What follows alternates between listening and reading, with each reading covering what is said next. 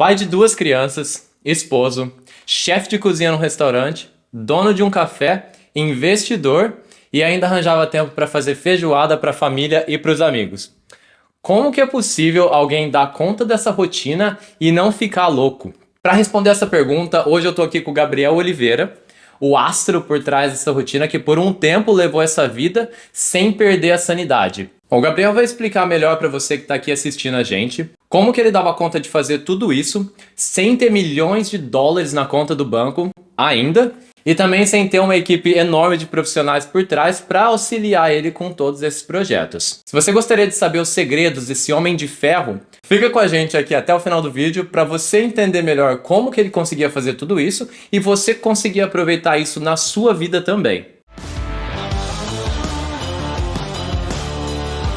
Primeiramente, se você é novo ou nova aqui no canal, seja muito bem-vindo. Meu nome é Luiz Guilherme e esse é o Organize, onde eu trago técnicas de organização pessoal, profissional e de vida de uma maneira simples e descomplicada. Antes de mais nada, vamos entender um pouco mais sobre essa pessoa que está aqui no vídeo com a gente. Então, conta pra gente, Gabriel, como que você dava conta de fazer tudo isso, que foi, acredito que o momento mais busy, movimentado da sua vida, e conseguiu cada vez mais, cada dia que passava, atingir esses novos objetivos? Eu sou uma pessoa viciada em trabalho, eu gosto muito de trabalhar. E hoje em dia também eu tenho 2 filhos, sou casado e também sou apaixonado, obviamente, pelos meus filhos e quero aproveitar o maior tempo possível com eles.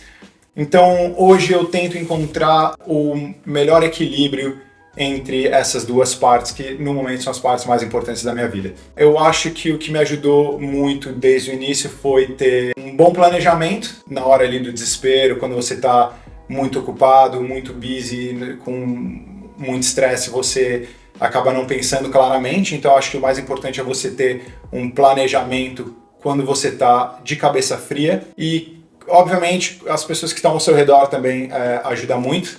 Como, por exemplo, essa época que eu estava trabalhando aí por volta de 80 horas por semana durante praticamente 1 ano e meio. A minha esposa foi muito importante, ela me ajudou muito. Eu acho que um dos principais pilares do nosso casamento é exatamente isso, é saber que tem hora de dar e tem hora de receber. Então a gente se ajuda muito quando um precisa do outro e eu acho que esse é o mais importante. 80 horas trabalhando semanal e ainda arranjava tempo para cuidar de filho, cuidar de esposa, ou a esposa cuidar de você, né? Como você disse, dar e receber. E tudo isso que você tinha para fazer, mais essas 80 horas de trabalho, que pô, se você coloca numa média, você tem 7 dias na semana. Você tem que trabalhar mais do que 10 horas por dia se você estivesse trabalhando 7 dias. E você nunca pensou em desistir em meio a tantos desafios, a tantas dificuldades que você tinha nessa época? Sim, pensei em desistir muitas vezes. Eu estava trabalhando 7 dias por semana durante esse 1 ano e meio, mais ou menos. Eu acho que eu tive aí, no máximo, uns 10 dias de folga. Quando você se coloca nessa posição de muito estresse físico e mental, muita pressão, o pensamento de desistir, ele é sim constante, mas ao mesmo tempo você tem que pensar, parar, refletir. Por que você começou? Por que você deu o primeiro passo? E por isso que eu falei a importância de você fazer o planejamento quando você está de cabeça fria, para exatamente nesses momentos de necessidade você ter a clareza de entender o seu propósito, por que você quis começar aquilo. Eu acho que isso te ajuda muito a continuar. Poxa, isso é legal. Na verdade, tem uma passagem do livro O Poder do Hábito. Você já leu? Do Charles Duhigg.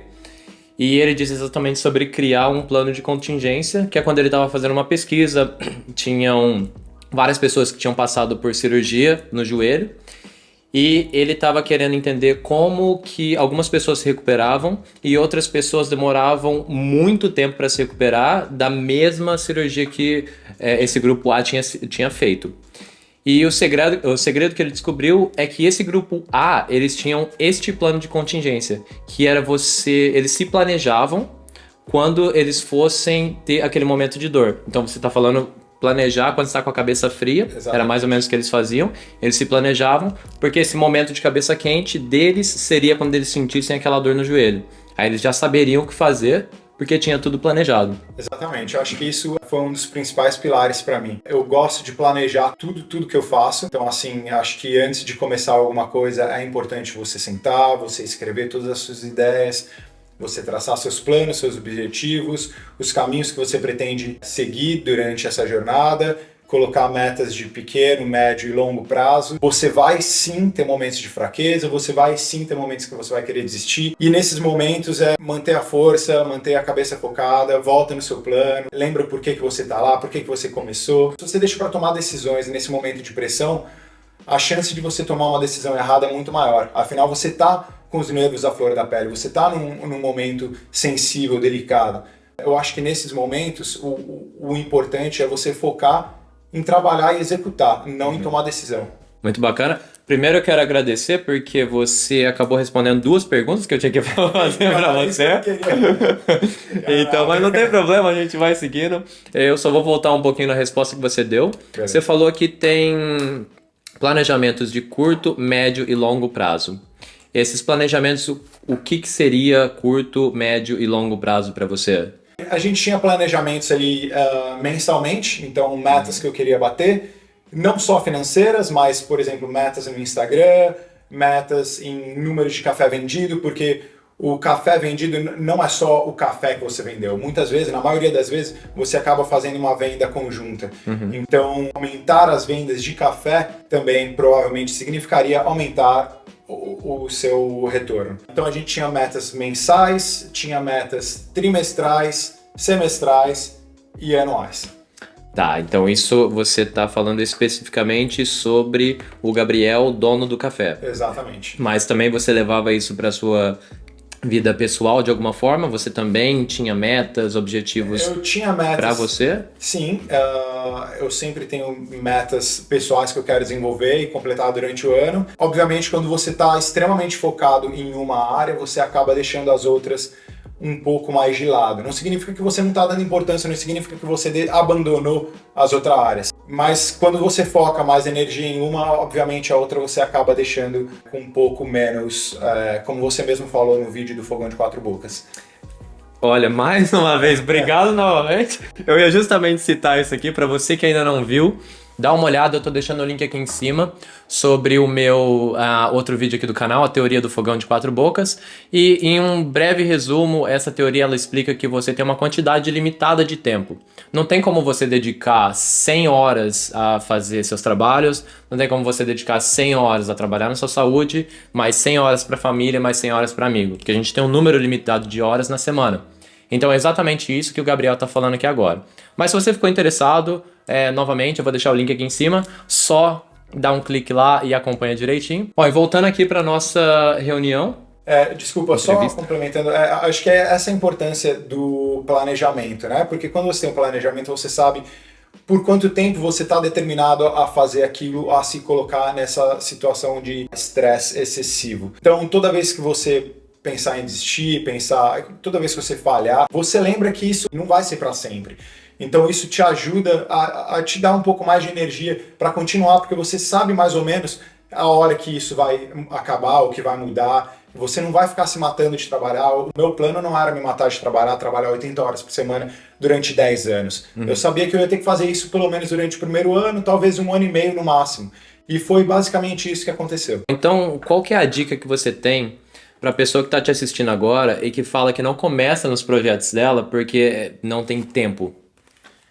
Bom, a primeira dica que eu posso dar, obviamente, vir aqui para o canal do Organize e pegar algumas dicas, porque a primeira dica é exatamente o planejamento do seu tempo para conseguir focar energia nisso. Eu acho que é fazer isso ser prazeroso, né? Porque quando você fica se cobrando, eu tenho aquele plano, mas eu nunca coloco ele para frente e tal, e aquilo vai criando uma ferida dentro de você e você começa meio que fazer obrigado. E isso não é um sentimento bom. E você não coloca uma energia boa no seu projeto, você não coloca ali tudo que você poderia colocar. Porque toda vez você pensa, você tá tomando café da manhã, você já pensa, putz, hoje à noite eu vou ter que colocar tempo para focar naquele plano. E acaba não vira uma coisa prazerosa. Então acho que assim, a hora que você for desenvolver o seu plano, de repente senta com a sua esposa, com o seu parceiro ou com o seu business partner, e faça um momento descontraído, um momento gostoso, porque querendo ou não, vocês estão focando num projeto de vida, no futuro de vocês. Então, pega uma taça de vinho, corta uns queijos, faz uma noite gostosa ali, bate um papo e vai colocando o seu planejamento em ordem. Se você está abrindo um business, pesquisa sobre o seu mercado, tira o olho só dos big players, não adianta só você focar na galera que está fazendo muito bem, porque você vai começar por baixo. Então também procura exemplos de quem está ali mais próximo do degrau que você vai começar. Então procura também pequenos empreendedores que mais ou menos traçaram a trajetória que você quer traçar agora. Muito legal você falar isso, cara, porque é justamente a razão principal que eu gostaria de ter tido... Bom, que eu tô aqui nesse momento, nessa reunião com você. Porque tem muita gente que olha um Elon Musk da vida, olha o Primo Rico, olha qualquer que seja o seu ídolo, olha para essas pessoas e pensa, cara, para eu atingir aquilo vai demorar muito tempo. Não tem como, aquele cara já é super grande, não tem como eu chegar lá. Então assim, eu acompanhei de perto, você atingiu já muita coisa. Você veio pra cá, na mesma situação que muitas outras pessoas que foram embora daqui sem nada, você veio pra cá, você veio num país que não é a sua língua nativa, né? Até mesmo eu quero te perguntar como que isso funciona pra você. Porque além de você trabalhar nos seus projetos pessoais, na época que você trabalhava no restaurante, você tinha o café, você era fotógrafo, enfim, tudo isso, você ainda tinha um desafio extra da língua, que fazia parte do seu dia a dia, que era a língua inglesa. Então você tinha que falar uma outra língua, tentar se comunicar e passar aquela mensagem, muitas vezes uma coisa nova que você estava fazendo. Exatamente. Na realidade, eu diria que nesse processo foram duas barreiras grandes ali. O primeiro, obviamente, da língua, que por mais que você fale inglês fluente, você já está aqui morando faz tempo e tal, você se sente confortável, cada situação que você se envolve tem linguajares que não fazem parte da sua vida e que você tem que aprender do zero. E além disso, eu sempre trabalhei dentro da cozinha, então eu nunca tive minha cara a tapa ali. Mesmo se você é o sous chef ou o head chef de um restaurante, não necessariamente é a sua cara que está ali a tapa, entendeu? Se um cliente pega um prato, sei lá, tem um cabelo no prato, ou o cara não gostou, qualquer coisa, o garçom vai lidar com a situação e vai passar só o feedback pro chefe. Só que quando você tá ali no front of house, você tá dando a sua cara a tapa, então era um trabalho muito mais difícil. Eu nunca fui uma morning person, apesar de ser uma pessoa mais comunicativa, assim, mais brincalhão e tal, eu nunca consegui lidar com essa barreira da comunicação ali, de vender um produto, de sair oferecendo um monte de coisa e tal, e técnicas de venda e tudo mais. Tem pessoas que nasceram para isso.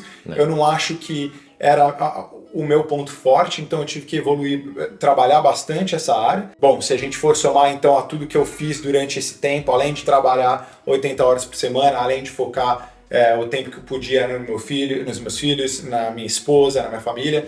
Eu ainda estudava diariamente, porque era meu primeiro business. Tinha muitas barreiras que eu tinha que atravessar. Não é que eu não queria falhar, mas se eu falhasse, eu queria falhar tendo certeza que eu dei o meu melhor.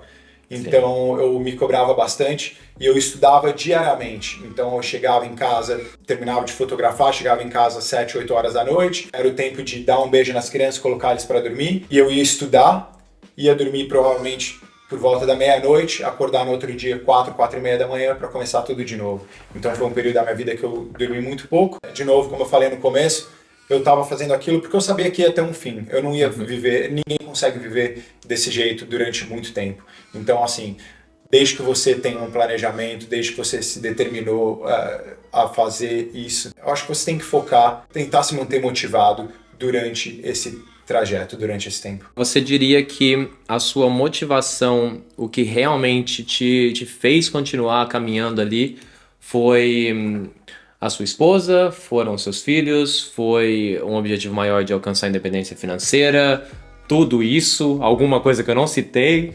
O que você atribui essa motivação que nunca fez você desistir realmente? Eu acho que foi um pouco de tudo. Óbvio que eu tenho objetivos financeiros, seria hipócrita eu falar que não, mas eu acho também que a minha esposa estando sempre do meu lado, me apoiando, me empurrando para frente todas as vezes que eu estava mal, todas as vezes que eu queria deixar a peteca cair ali, minha esposa falava o que eu precisava ouvir, me empurrava para frente, me dava força. Quando ela via que eu estava extremamente exausto, ela sempre vinha com uma ajuda extra. Ela trabalhava full time, então ela não podia estar comigo o tempo inteiro.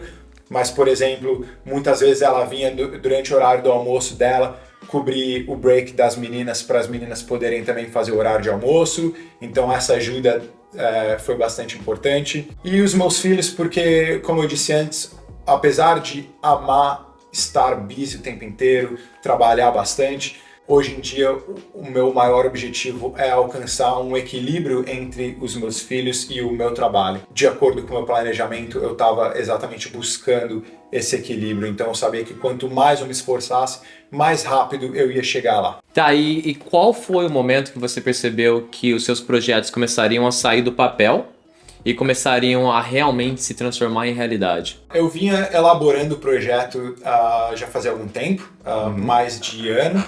Eu tenho um caderno de anotações que toda vez que eu tinha alguma ideia eu ia e escrevia lá, toda vez que eu via alguma coisa que eu queria colocar no meu business eu ia e escrevia lá. Então eu já tinha um plano de business, mas ainda não tinha tomado a ação.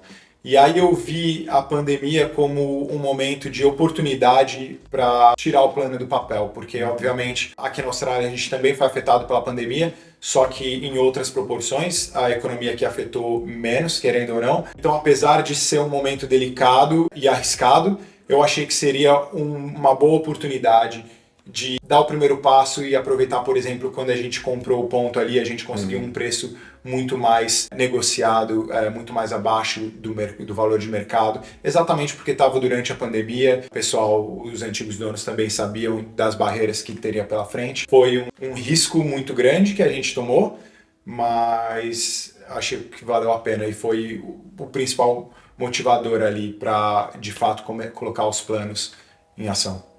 Bom, então voltando só um pouquinho aqui na parte que a gente citou aqui antes, da teoria do fogão de 4 bocas, nesse exemplo aqui do Gabriel, passando sobre as coisas que ele fazia na vida dele nesse determinado momento, que foi muito movimentado, dos picos que você teve, correto? Era muita coisa que você tinha para fazer.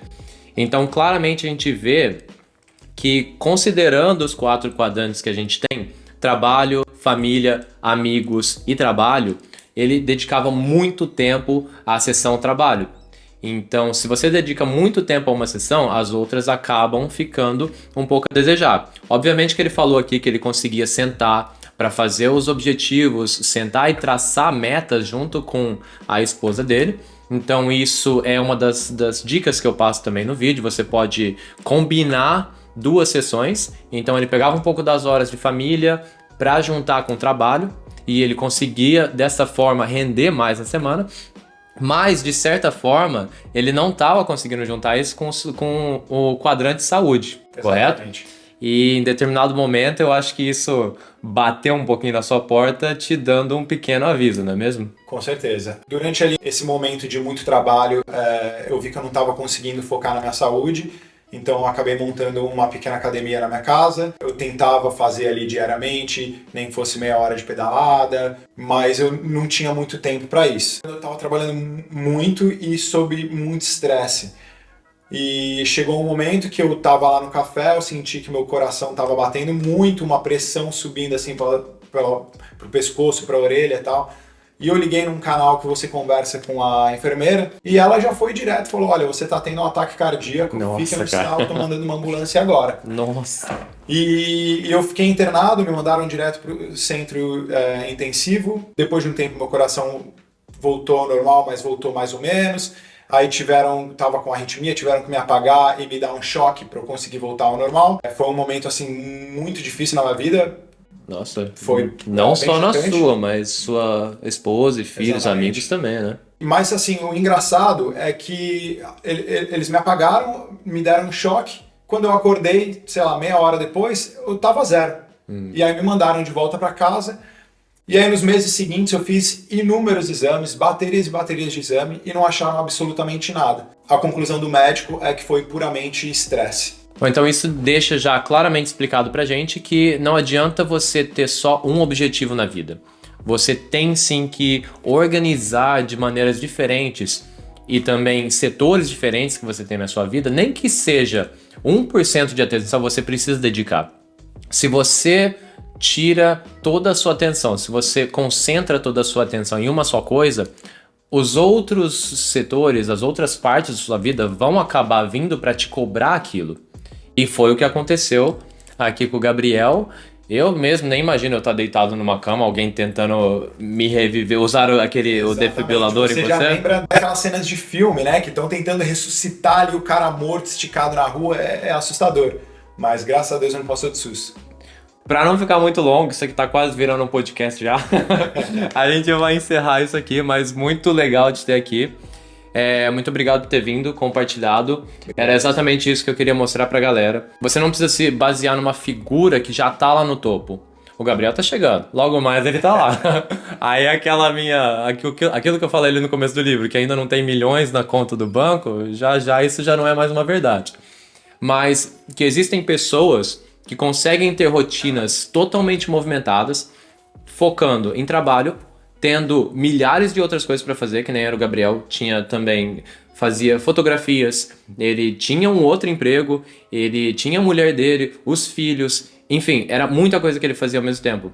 E ele é um ser humano normal, ele não tá em capas de revista, e mesmo assim ele conseguia atingir pouco a pouco grandes objetivos. Então isso serve para que você também consiga organizar isso na sua vida e não inventar qualquer desculpa que seja, que você não tem tempo, ou que você não consegue fazer, ou porque você não sabe. Ele também, quando ele abriu um café, ele não fazia ideia de como era você ser o dono de um negócio. E ele foi aprendendo. Por quanto tempo você ficou com o café? Quase um ano e meio. 1 ano e meio. 1 ano e meio. Em 1 ano e meio, 10 dias de folga. Então é bom você entender que vão ter sacrifícios. Você vai precisar sacrificar uma parte da sua vida para alcançar outra. Ninguém consegue sair para balada todo dia e virar um empreendedor de sucesso ao mesmo tempo. Se você quiser uma coisa, você precisa focar nela para depois dedicar tempo a outra, mas é bom você sempre olhar para outras pessoas que fizeram a mesma coisa também e não cometer os erros, por exemplo, que o Gabriel cometeu de não dedicar tempo à saúde, mas também aprender dele as coisas que realmente funcionaram. Você ter o seu planejamento, que o planejamento foi exatamente o que fez ele atingir cada um desses passos e continuar atingindo mais passos.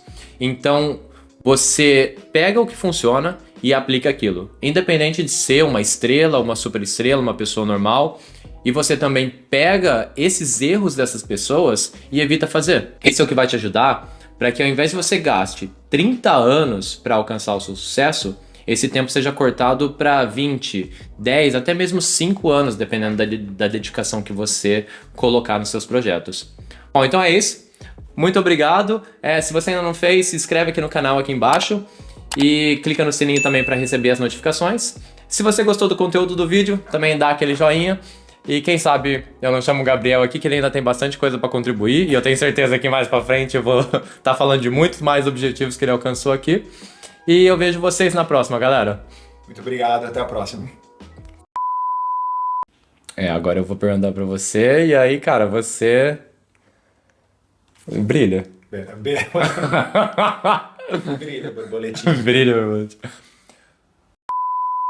Uma sessão de filme, né? Exatamente. Desculpa, deixa eu voltar. Sessão de filme, né? Quem usa isso?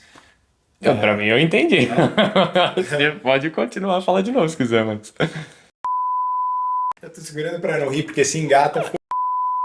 Fica com a gente aqui até o final do dia. Você não pode dar risada, tá? Que eu sou bobo, eu dou risada também, sem sabe por quê? Sem querer ser chato. Deixa eu tomar um pouco dessa água. Tá? Eu só preciso dos copos. Eu não tomei ainda.